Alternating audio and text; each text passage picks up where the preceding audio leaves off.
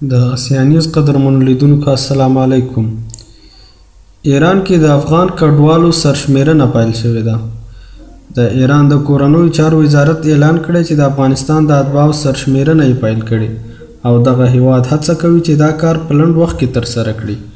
د ایران د بهرنیو چارو د وزیر په وینا 5 میلیونه افغان مهاجر په ایران کې ژوند کوي. د ایران د خبري اژانس د راپور له مخې د ایران د کورنیو چارو وزیر احمد وحیدي په دغه هیواد کې د افغان اتباعو د سرشمیرنې په هکله وویل چې دا کار اجباري دی او د دغو اتباعو د نه حضور په صورت کې به هغوی په ایران کې غیر قانوني وبلل شي. ایران له څو لسیزو راهیسې د میلیونونو افغانانو مهاجرو کوربتوب کوي. په افغانستان کې د جمهوریت تر سقوط وروسته ایران ته د افغانانو مهاجرت ډېر شوی، ورسره د دغو مهاجرینو اخراج هم ادامه لري. ایرانی چارواکي وایي اوس مهال 5 میلیونه افغانان په دغه هیواد کې ژوند کوي. د راپورټونو له مخې ځینې هغه افغانان چې د ویزې په لرلو سره ایران ته ورغلي د هغوی ویزې ختمې شوي او په غیر قانوني ډول په دغه هیواد کې ژوند کوي.